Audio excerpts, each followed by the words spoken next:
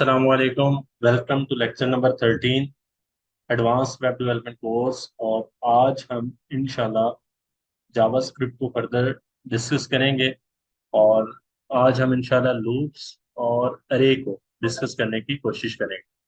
और उम्मीद है कि आप लोगों को कल वाला लेक्चर काफ़ी अच्छी तरह क्लियर हो चुका होगा, जिसमें हमने फंक्शंस के बारे में डिस्कस किया था और इवेंट्स के बारे में डिस्कस किया था। तो आज हम इंशाल्लाह लूप्स के बारे में डिस्कस करते हैं। अच्छा, लूप, मैं बार बार हर लेक्चर के स्टार्ट में एक ही बात कहता हूँ कि जितनी भी प्रोग्रामिंग लैंग्वेजेस हैं सारों का कॉन्सेप्ट एक ही है। ठीक है, जितने भी प्रोग्रामिंग लैंग्वेजेस हैं उन सारों का कॉन्सेप्ट एक है। अगर लेट्स सपोज के लूप यूज होते हैं, ये क्या नाम है, लूप्स यूज होते हैं सी प्लस प्लस के अंदर, तो लूप्स वही चीज जावास्क्रिप्ट के अंदर भी यूज होती है। अब इसी तरह से अगर हम PHP की बात करते हैं, सी शार्प की बात करते हैं, सी प्लस प्लस की बात करते हैं, सारों के अंदर जो लूप्स का कॉन्सेप्ट है वो सेम ही है। ठीक है, तो आज हम इंशाल्लाह लूप्स के बारे में डिस्कस करते हैं। लूप्स बेसिकली क्या होते हैं? लूप्स होते हैं कि किसी भी चीज को बार बार रिपीट कर। तो अब जैसे मैं कहता हूँ कि मुझे पहले 10 स्टूडेंट्स का डाटा चाहिए जो टॉप जिन्होंने किया है। अब वो क्या होगा कि मुझे एक स्टूडेंट का नहीं चाहिए, मुझे 10 स्टूडेंट का चाहिए, क्योंकि मैं डाटा को बार बार क्या कर रहा हूँ, रिपीट कर रहा हूँ। तो उसके लिए फिर मुझे क्या जरूरत पड़ेगी? लूप की जरूरत पड़ेगी। और इसी तरह से अगर मैं कहता हूँ कि जी मुझे एक चीज को 10 बार प्रिंट करवाना है, तो अब मुझे एक चीज को अगेन अगेन प्रिंट करवाना है, तो उसके लिए फिर मुझे लूप्स की जरूरत पड़ेगी। तो लूप्स जो है ना वो बेसिकली तीन जो है ना वो ज्यादा यूज होते हैं। एक हमारे पास फॉर लूप यूज होता है, और वाइल लूप यूज होता है, और एक डू वाइल यूज होता है। लेकिन इनको अगर हम मजीद वेब डेवलपमेंट के अकॉर्डिंग देखें तो सबसे ज्यादा जो दो यूज होते हैं वो कौन से हैं? एक फॉर लूप यूज होता है और एक वाइल लूप यूज होता है। फॉर लूप कब यूज होता है और वाइल लूप कब यूज होता है? दोनों ही लूप है, दोनों की जो वर्किंग है वो सेम है कि चीजों को क्या करते हैं, बार बार रिपीट करते हैं। लेकिन फॉर लूप कब यूज करेंगे और वाइल कब यूज करेंगे? वाइल तब हम यूज करते हैं जब हमें एग्जैक्ट ये ना पता हो कि ये वाली कंडीशन कितने देर तक चलनी है। अब जैसे मैं कहता हूँ जी आज जितने भी स्टूडेंट्स एब्सेंट हैं उन सारों की लिस्ट शो कर दो। अब वो 10 भी हो सकते हैं, 5 भी हो सकते हैं, 3 भी हो सकते हैं। तो इस तरह के सिचुएशन में हम क्या यूज करते हैं? वाइल लूप यूज करते हैं। ठीक है, लेकिन अगर हमें एग्जैक्ट पता हो कि पूरी क्लास में से पहले 10 स्टूडेंट्स की लिस्ट मुझे प्रिंट करवा दो, अब वो मुझे पता है कि पहले 10 स्टूडेंट फिक्स है, तो उसके लिए फिर मैं क्या यूज करूंगा? उसके लिए मैं यूज करूंगा ये फॉर लूप। ठीक है, तो ये आपको उम्मीद है समझ आ चुका होगा। जब हमारे पास एक फिक्स्ड फॉर्म में डाटा हो तो उसके लिए हम यूज करते हैं फॉर लूप। और अगर हमारे पास फिक्स नहीं है, रैंडमली हमने प्रिंट करवाने जी पहले 20 स्टूडेंट या पहले 30 स्टूडेंट या इस तरह से, तो उसके लिए फिर हम क्या यूज करेंगे? ये वाइल लूप यूज करेंगे। ठीक है, तो कल वाले कोड से ही हम आगे स्टार्ट कर लेते हैं। मैं इसको कट कर लेता हूँ और इसको भी मैंने कट। अब ये हमारे पास स्क्रिप्ट का टैग आ गया। अब सबसे पहले हम स्टार्ट कर लेते हैं। मैंने आपको बताया कि दो तरह की लूप सबसे ज्यादा इंपॉर्टेंट है, वैसे तो काफी ज्यादा होते हैं। लूप होता है, वाइल लूप होते हैं, डू वाइल लूप होता है, फॉर इन लूप होता है, फॉर आउट लूप होता है। लेकिन जो सबसे ज्यादा जो यूज होते हैं वो कौन कौन से हैं? एक है वाइल लूप और एक है फॉर लूप। ठीक है, तो ये दो लूप जो है ना वो इस तरह से ज्यादा यूज किए जाते हैं। तो अभी हम जो डिस्कस करने लगे हैं वो क्या करने लगे हैं जी? For loop. फॉर लूप की मैंने आपको फंक्शनैलिटी समझा दी कि ये लूप कब यूज होता है कि जब हमने वैल्यू को फिक्स्ड अमाउंट में शो करना। अच्छा, इनमें कोई इतना खास डिफरेंस नहीं है। आप फॉर लूप की जगह वाइल भी यूज कर सकते हैं, वाइल की जगह फॉर भी यूज कर सकते हैं। लेकिन जस्ट उन्होंने एक थोड़ा सा कैटेगराइज किया हुआ है कि अगर हम प्रोफेशनल लेवल में देखें तो ये चीज इस तरह से यूज होती है। अच्छा, अब इसी तरह से ये हमारे पास फॉर लूप के लिए क्या आ जाएगा? उसके लिए हम लिखेंगे फॉर। ये मतलब कि कीवर्ड है, जावास्क्रिप्ट के अंदर यूज होता है। और जैसे ही हम ये लिखते हैं तो कंप्यूटर को या वेबसाइट को ये आइडिया हो जाता है कि यहाँ से फॉर लूप स्टार्ट होने लगे। सही है। फॉर, और उसके बाद फिर मैंने आगे लिख दिया ये इस तरह से, मतलब कि ये ब्रैकेट आ गई और इसके अंदर हम बॉडी लगाएंगे। अब सबसे पहले हम क्या चीज जो लिखते हैं, वेरिएबल की वैल्यू। क्या लिखते हैं जी? वेरिएबल की वैल्यू, या वेरिएबल आप समझ लो वो लिखते हैं।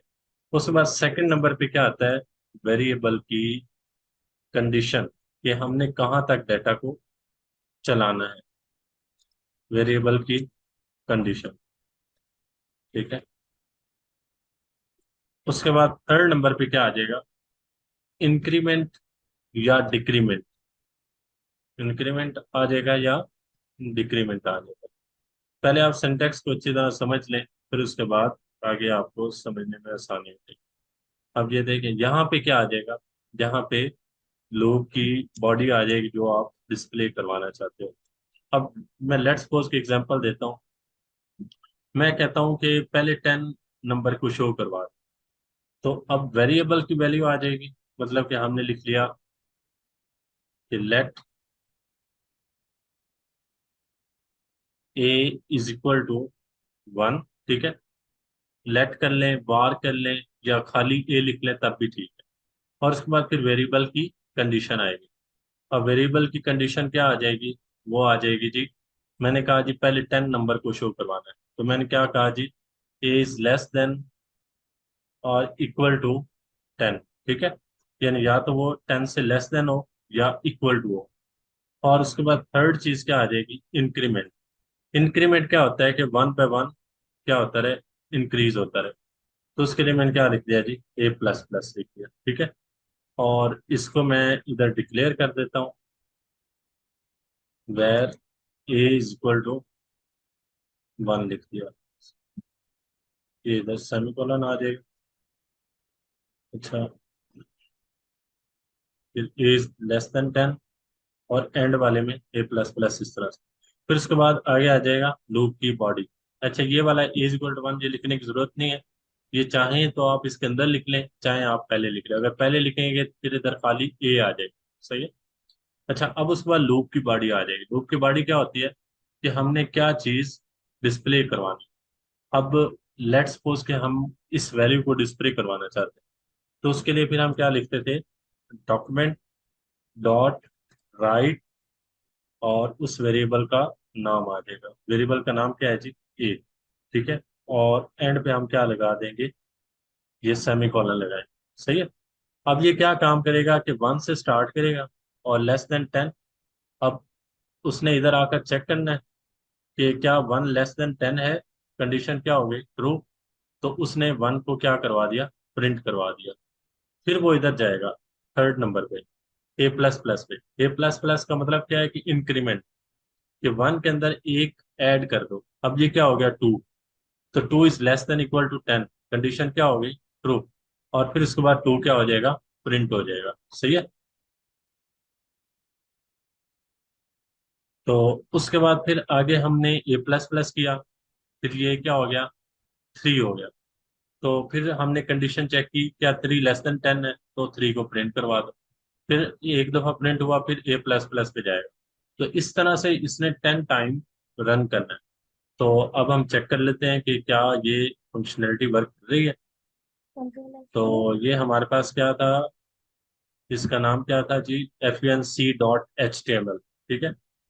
तो ये हमारे पास fnc.html, और इसको अब हम रन करते हैं। तो ये देखें 1 2 3 4 5 6 7 8 9 10, ये सारी वैल्यूज आ चुकी हैं। और अगर आपने वन बाय वन शो करना हो तो इसके आगे आप वो HTML का जो टैग था वो हम यूज कर सकते हैं। और वो हम कैसे यूज कर सकते हैं, प्लस का साइन लगा के, और इधर डबल कोटेशन में इधर मैंने लिख दिया ब्रेक, कि ये क्या कर दो, ब्रेक कर दो। ठीक है। अच्छा, ये ब्रैकेट लाइन बंद। ब्रेक नहीं हो वैसे, मतलब कि सिंपल आप ये देख लें कि ये हमारे पास क्या हुआ, 1 से लेकर 10 तक वैल्यू शो हो गई है। और इसी तरह से अगर मैं 10 की जगह 15 कर दूं, तो ये क्या करेगा, 15 तक वैल्यूज को डिस्प्ले कर दे।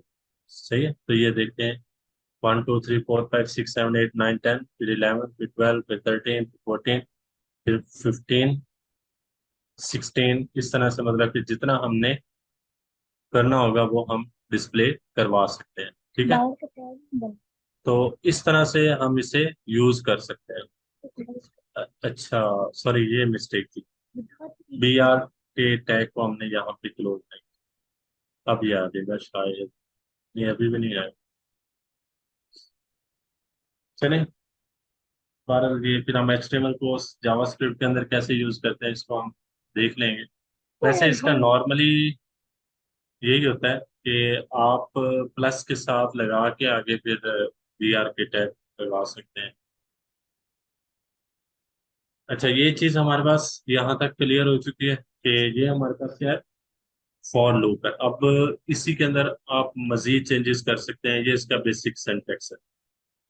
पहला क्या है जी, हमने वेरिएबल लिखा, उसके बाद वेरिएबल की कंडीशन लगाई, और फिर तीसरी नंबर पे क्या आ जाएगा, इंक्रीमेंट डिक्रीमेंट। अच्छा, अब जैसे अगर हम सिंपल ए प्लस यूज करें, ए प्लस प्लस ना यूज करें, तो वो इंक्रीमेंट नहीं होगा। ये एक रूल है कि हमेशा जब भी हम इंक्रीमेंट या डिक्रीमेंट लगाते हैं तो दो दफा सिंबल यूज किया जाता है, इंक्रीमेंट और डिक्रीमेंट का। ठीक है, तो इस बात को हमेशा आप लोगों ने माइंड में रखना है। अच्छा, इसी तरह से हम अगर इसको डिक्रीमेंट करें तो डिक्रीमेंट का मतलब क्या होता है, डिक्रीज होना। तो उसके लिए फिर हमें क्या लगाना पड़ेगा जी, यहाँ पे मैं लगा देता हूँ 10, और यहाँ पे मैं लगा देता हूँ ग्रेटर देन का सिंबल। तब तक वो चले जब तक 1 से ग्रेटर है, और प्लस प्लस की जगह क्या आ जाएगा, माइनस माइनस। तो इसको हम क्या बोलते हैं, डिक्रीमेंट ऑपरेटर।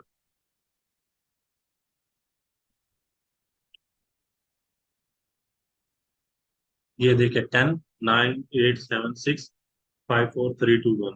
ठीक है, तो ये हमारे पास क्या आ गया, डिक्रीमेंट ऑपरेटर आ गया। ठीक है,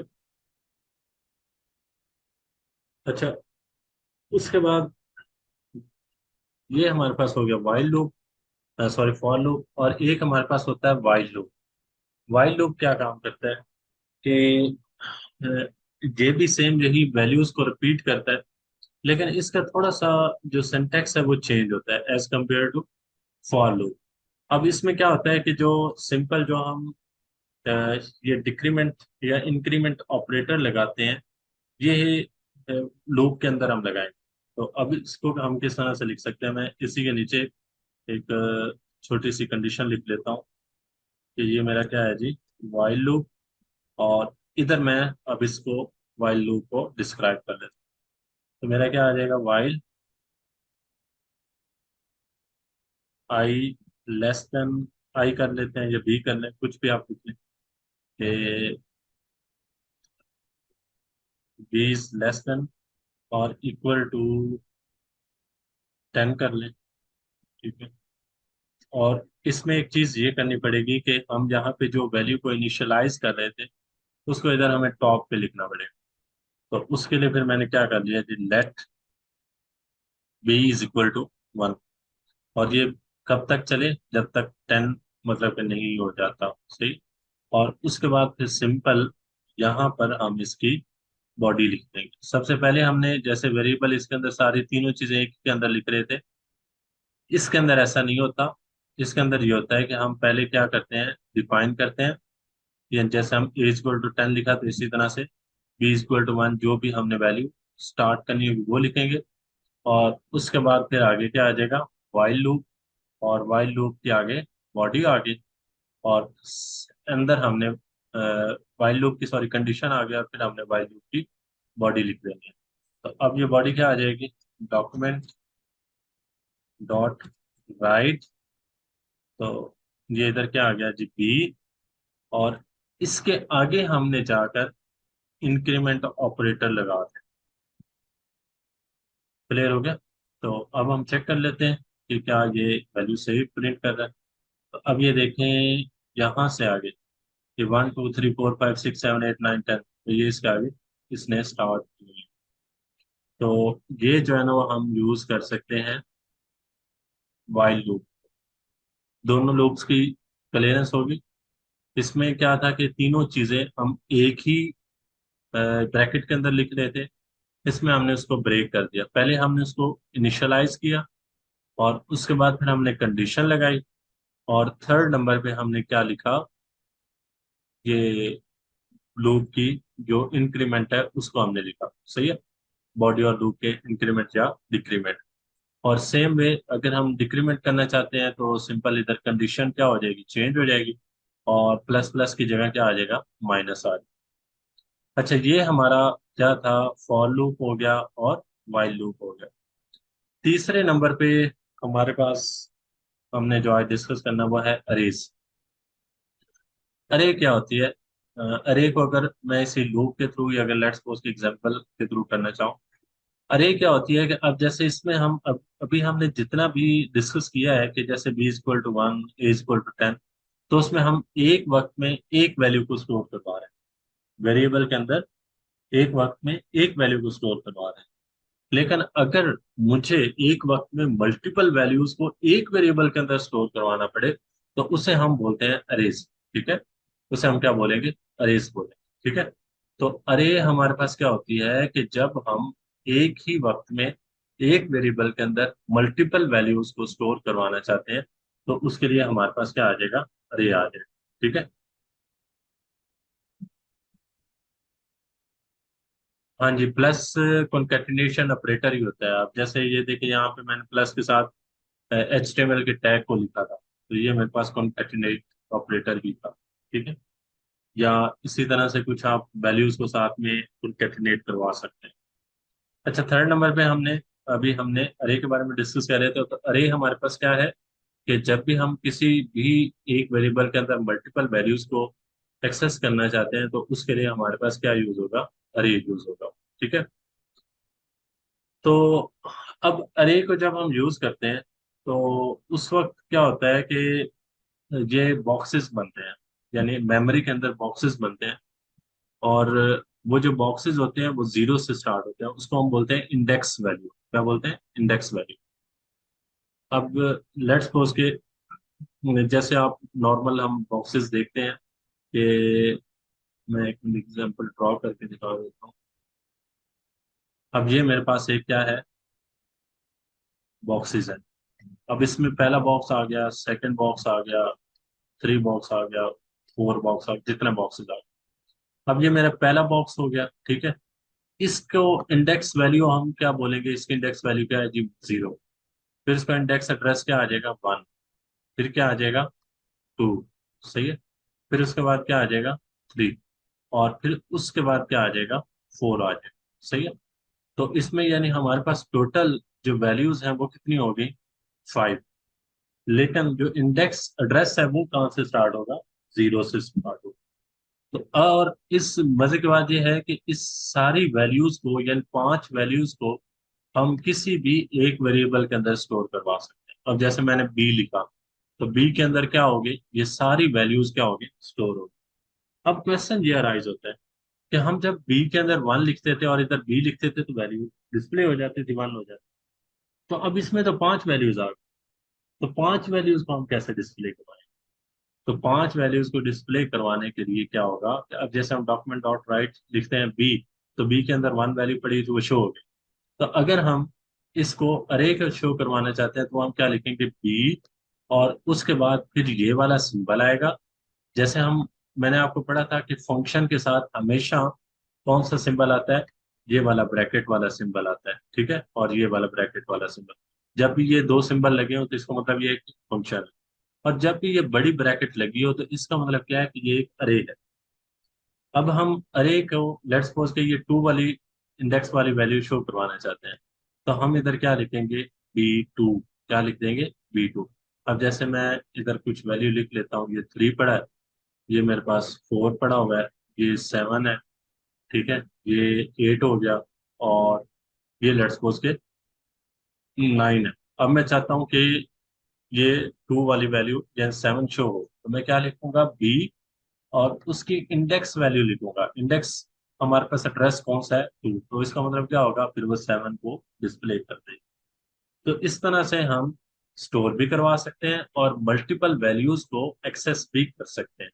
तो ये हमारा क्या था, ये हमने डिस्कस कर लिया अभी अरे के बारे में। ठीक है, तो अब हम नेक्स्ट मूव करते हैं कि अरे को यूज कैसे करते हैं। लेट्स सपोज अभी हम, चूंकि फॉर लूप के अंदर ही हम फिर रहे हैं, तो इसी को ही मैं अगर कोई 10 वैल्यूज लेता हूँ और फिर उसको लूप के जरिए एक्सेस करने की कोशिश कर लेते हैं।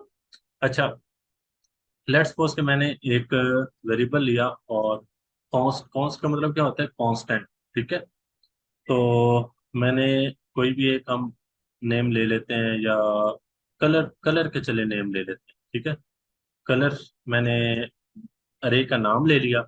और अरे को जब भी हम डिक्लेयर करेंगे तो हमेशा, मैंने आपको बताया, इस ब्रैकेट के थ्रू करेंगे।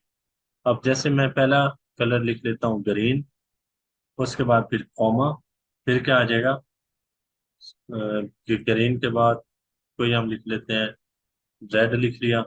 ठीक है, फिर कॉमा, फिर क्या आ जाएगा, ब्लू।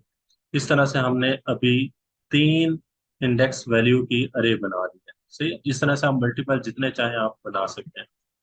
अब इसके बाद फिर मैं लेट कर लेता हूँ कि जो टेक्स्ट है वो भी एम्प्टी है। ठीक है, अभी चूंकि जैसे हम इधर b = 1 लिखते थे, तो मैंने अभी क्या कर दिया, एम्प्टी, क्योंकि मैंने यहाँ से वैल्यू को डिस्प्ले करवाना है। और एम्प्टी करने का मकसद क्या है, एम्प्टी करने का मकसद यह है कि पहले अगर इसके अंदर वैल्यू पड़ी हुई हो तो वो जीरो हो जाए, वरना वो उसको मतलब कि जीरो अगर ना करें तो वो फिर उसको डिस्प्ले, मतलब पहले वाली वैल्यू को स्टोर कर देगा, जैसे हम कैश वगैरह के अंदर यूज करते हैं। ठीक है, मैं इसको रेज कर देता हूँ।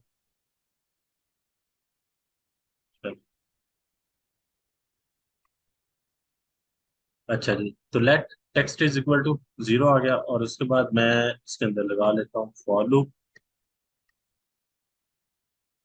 फॉर, और पहले हम क्या लगाएंगे, लेट, एक हमने वेरिएबल ले लिया और उसका नाम लिख लिया इंडेक्स वैल्यू है, तो आई के नाम से मैं ले लेता हूँ आई। पहले हम इंडेक्स वैल्यू को हिट करते हैं और वो कहाँ से स्टार्ट होगी, 0 से। जैसे मैंने अभी आपको बताया था, ये 0 है, ये 1 है और ये 2 है।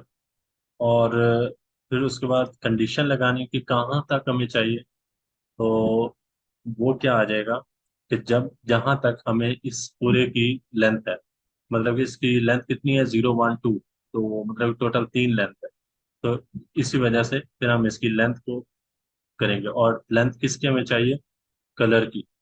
तो colour dot length, colour dot LENGTH length, उसके बाद सेमीकोलन, और सिंपल हम इंडेक्स को इंक्रीज करते जाएंगे, यानी पहले 0 वाली को शो करेगा, फिर 1 को शो करेगा, फिर 2 को शो करेगा, और उसके बाद फिर आगे इसकी बॉडी आ जाएगी। तो वो मैंने क्या कर दिया जी, टेक्स्ट। अब टेक्स्ट क्योंकि पहले खाली पड़ा था, तो जैसे पहले वाला होगा तो उसके अंदर वैल्यू पहले आ जाएगी, मतलब पहले वाले इंडेक्स की वैल्यू इसके अंदर आ जाएगी, फिर 2 आ जाएगी, फिर 3 आ जाएगी। तो इसके लिए फिर मैं लगाऊंगा पोस्ट इंक्रीमेंट, इसे हम बोलते हैं पोस्ट इंक्रीमेंट। ठीक है, प्लस के आगे जीरो लगा, प्लस के आगे इक्वल का सिंबल लगा, जिसे पोस्ट इंक्रीमेंट बोलते हैं। और फिर आगे क्या आ जाएगा, कलर, और कलर के अंदर मैंने इंडेक्स की वैल्यू डिस्प्ले करवानी है, तो इंडेक्स की वैल्यू मैंने किसके अंदर स्टोर करवाई है, आई के अंदर, कलर आई। और फिर आगे हम क्या लगा देते हैं, सेमीकोलन लगा देते हैं। ठीक है, चले जी, अभी हम चेक कर लेते हैं कि क्या ये वैल्यू शो करता है। तो नहीं कर रहा, विश्वास करवाना पड़ेगी डिस्प्ले करवाने के लिए। तो उसके लिए हम क्या लिख लेते हैं, एक पैराग्राफ ले लेते हैं, और आईडी हमने दे दी लेट्स सपोज के COL के नाम से, और इस पैराग्राफ को यहाँ पर मैंने एंड कर दिया, क्योंकि टेक्स्ट को शो करवा रहे हैं। तो document dot gate element by ID, और आईडी हमारे पास क्या आ जाएगी, COL। डॉट इनर HTML, और इसके अंदर कौन सी वैल्यू शो करवा दो, टेक्स्ट वाली करवा दो। ठीक है, इसको हमने यहाँ पर नहीं देना, ये जावास्क्रिप्ट के बाहर आएगा क्योंकि ये HTML का टैग है। अब आएगा, अब आ गया, सही हो गया। तो अब ये देखें, पहले उसने ग्रीन को शो कर दिया, फिर उसके बाद उसने रेड को शो किया, और फिर उसके बाद उसने ब्लू को शो कर दी, तो तीनों को शो कर दी। और अगर लेट्स सपोज कि मैं आई की जगह कोई और चेंज कर दूं वैल्यू उसकी, इंडेक्स की जो वैल्यू इधर मैं शो करना चाहूंगा वो मैं इधर चेंज कर सकता हूँ। मैं चेंज करके देख लेता हूँ, पता नहीं आता है कि नहीं आता, लेकिन ट्राई करते हैं। कुछ नहीं होता, नहीं आएगा, खैर है। आ गया, तो ये क्या आया, ब्लू ब्लू ब्लू उसने शो कर दिया। अब ब्लू ब्लू उसने 3 दफा क्यों शो किया, उसके रीजन क्या है, क्योंकि हमारे पास जो इसकी टोटल लेंथ थी वो 3 थी, और हमने उसे इंडेक्स दे दिया भाई 2 वाली वैल्यू को शो कर। तो उसने पहली दफा भी शो कर दी, दूसरी दफा भी शो कर दिया, और तीसरी दफा भी उसने शो कर दी। क्योंकि हमने इधर लगाया हुआ है कि कलर डॉट लेंथ, इसका मतलब क्या है कि जितनी इसकी लेंथ है उसके इक्वल इस लूप को चलाओ। क्लियर हो गया। तो इस तरह से हम अरे को यूज कर सकते हैं। अरे के अभी मेथड्स डिस्कस हम करते हैं कि अरे के ऊपर क्या क्या चीजें हम अप्लाई कर सकते हैं।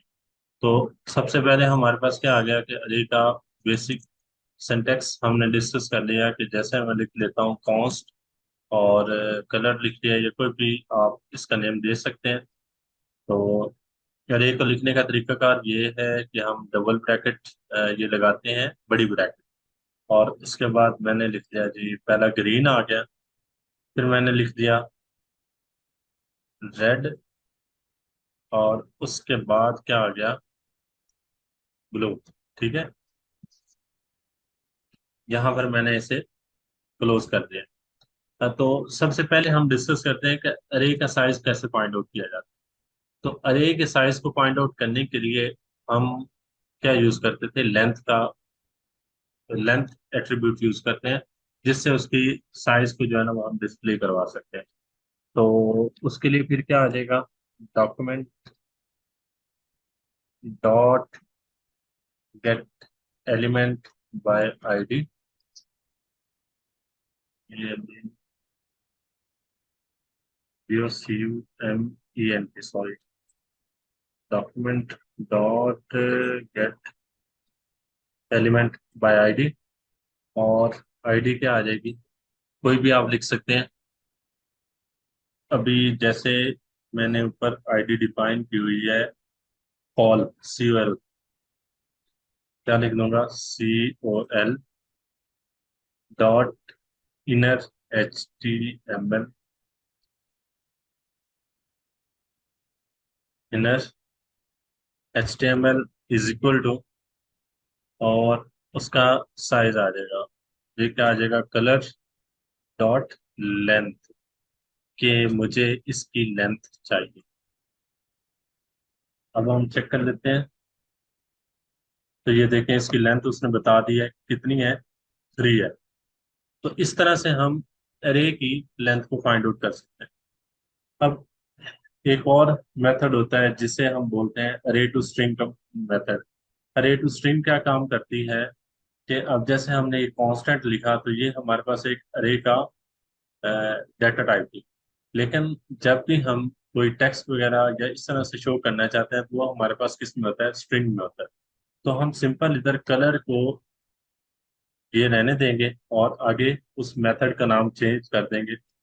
तो टू स्ट्रिंग में कन्वर्ट करने के लिए हमारे पास क्या होता है, स्ट्रिंग का फंक्शन होता है।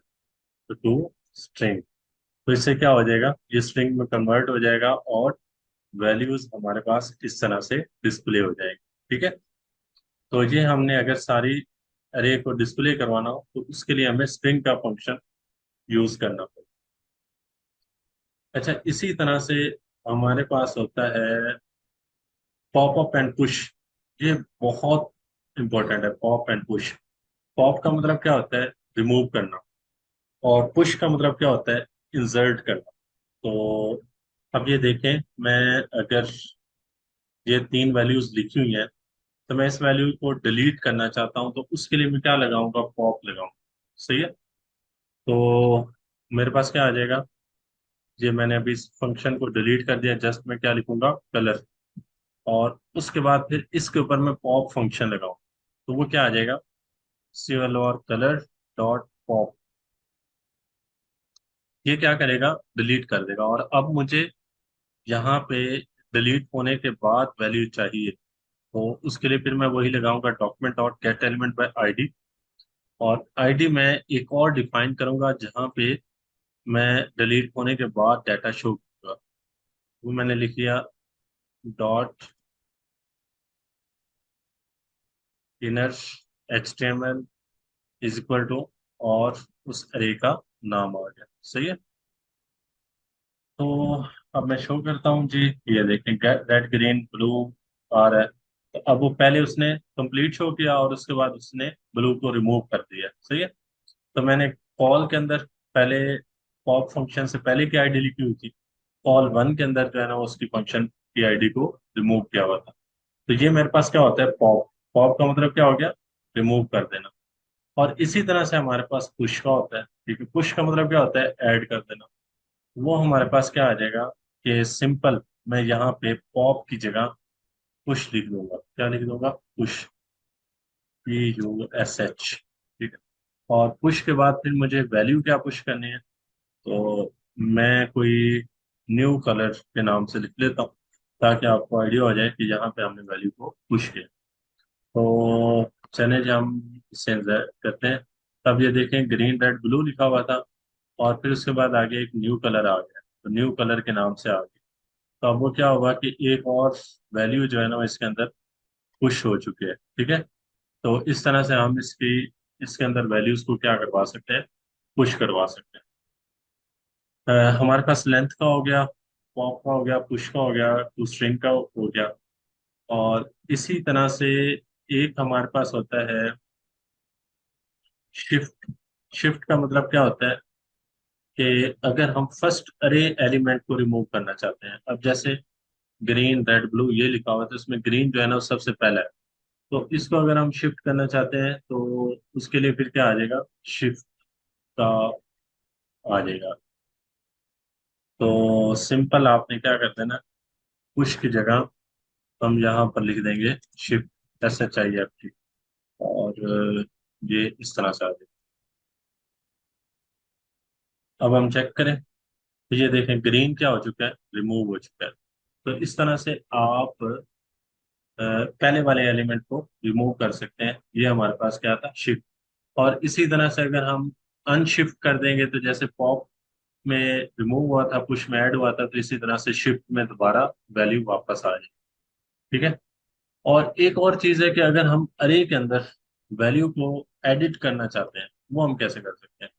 तो उसके लिए फिर क्या आएगा, अरे का नाम और जिस इंडेक्स पे हम करना चाहते हैं उसकी वैल्यू आ जाएगी। अब ये देखें, कलर, कलर के बाद हम ब्रैकेट लगाएंगे। और अ, इस ब्रैकेट के अंदर मैं लिखूंगा, जैसे जो मैं वन की जगह, ये रेड की जगह मैं चेंज करना चाहता हूँ, मैं क्या लिखूंगा जी, वन वाले इंडेक्स की जगह मैं क्या करना चाहता हूँ जी, अपडेट कलर के नाम से कुछ शो करवाना चाहता हूँ। उसके बाद फिर मैंने इसे सेव कर दिया। और अब हम चेक कर देते हैं। तो ये देखें, अपडेट कलर आ गया। सही है, रेड की जगह क्या आ गया, अपडेट कलर आ गया। तो इस तरह से हम क्या कर सकते हैं, उसकी जो वैल्यू है वो भी हम चेंज कर सकते हैं। तो और एक होता है जावास्क्रिप्ट की लेंथ, वो हमने, सॉरी, वो हमने डिस्कस कर लिया था। अच्छा, उसके बाद फिर हम अगर इसको डिलीट करना चाहते हैं, परमानेंटली डिलीट करना चाहते हैं, तो उसके लिए फिर क्या आ जाएगा। उसके लिए सिंपल हमने जैसे एक को हम डिलीट करना चाहते हैं, तो उसके लिए फिर हम क्या लगा देंगे, ये कलर वन लिखा। ठीक है। इसका मतलब क्या हुआ कि कलर के अंदर जो पहले इंडेक्स के ऊपर वैल्यू पड़ी है उसको हिट करो। और स्टार्ट में हमने क्या लगा देना है, डिलीट। ठीक है। तो डिलीट लगाएंगे तो ये क्या कर देगा, उसको डिलीट कर देगा। सही। तो इस तरह से हम इससे क्या कर सकते हैं, डिलीट कर सकते हैं। तो ये हमारे पास हो गया। बस यही तकरीबन हमारे पास अरे की मेन चीजें थी जो हमने अभी डिस्कस कर ली हैं, और यही वेबसाइट के अंदर यूज होती है। वैसे तो और भी काफी ज्यादा है, लेकिन अभी एसेसमेंट के बस इतना ही हमारे लिए काफी है। ये अगर आप कर लेंगे तो एसेसमेंट का आपकी अरे तकरीबन क्लियर हो चुकी है। फिर अरे के आगे सॉर्टिंग आती है, बबल सॉर्ट, मर्ज सॉर्ट। तो वो चीजें जो है ना, वो इस तरह डाटा स्ट्रक्चर का हिस्सा है, वो वेबसाइट का हिस्सा नहीं है। तो बस इतना ही हमारे लिए अभी मतलब कि काफी है। तो ये ये हमारा आज का लेक्चर कंप्लीट हो चुका है, जिसके अंदर हमने सबसे पहले आज लूप्स के बारे में डिस्कस किया था, फिर अरे के बारे में डिस्कस किया, फिर अरे के ऊपर कौन कौन से मेथड्स अप्लाई होते हैं उन सारा के बारे में आज हमने डिस्कस कर लिया। तो ये हमारा आज का लेक्चर कंप्लीट हुआ, और होपफुली आप लोगों को काफी चीजें क्लियर हो चुकी होंगी। और कल के लिए सबसे बड़ी गुड न्यूज ये है कि कल हम स्टार्ट करने जा रहे हैं रिएक्ट जेएस। रिएक्ट जेएस हम इंशाल्लाह कल स्टार्ट करने जा रहे हैं, जो कि एक मॉडर्न स्टैक है। ये तकरीबन अभी जितने भी मतलब कि लेटेस्ट यूज हो रहे हैं उसके अंदर इसको काफी यूज किया जा रहा है। और उससे अच्छी गुड न्यूज ये है कि हम रिएक्ट जेएस के बाद फिर आगे नेक्स्ट जेएस को स्टार्ट करेंगे, और नेक्स्ट जेएस के बाद हम एक थ्री जेएस को भी करेंगे, जिसके अंदर 3D वेबसाइट्स बनती हैं। और ये मेरे ख्याल में थ्री जेएस पाकिस्तान में कोई नहीं सिखा रहा। तो ये चीजें जो है ना वो इस तरह से अभी हम इंशाल्लाह आगे कवर करेंगे। और थोड़ा सा ये है कि ये कोर्स हमारा लेंथी हो जाएगा, लेकिन डिपेंड करता है आपके ऊपर कि आप उसमें कितना इंटरेस्ट देते हैं। तो इंशाल्लाह बस आप इस तरह से असाइनमेंट्स और चीजें जो है ना वो करते जाएं। बेशक एक स्टूडेंट हो, दो स्टूडेंट हो, मुझे से कोई नहीं, काम करने वाले हो इंशाल्लाह हम उसके अंदर मजीद चीजें जो है ना वो ऐड करते जाएंगे। ठीक है। तो कल हम इंशाल्लाह स्टार्ट करने लगे हैं रिएक्ट जेएस, फिर उसके बाद नेक्स्ट जेएस करेंगे, और उसके बाद फिर आगे आएंगे थ्री जेएस के ऊपर, और फिर उसके बाद नोड जेएस को हम इंशाल्लाह करेंगे, फिर एक कंप्लीट प्रोजेक्ट दोबारा बनाएंगे। ठीक हो गया।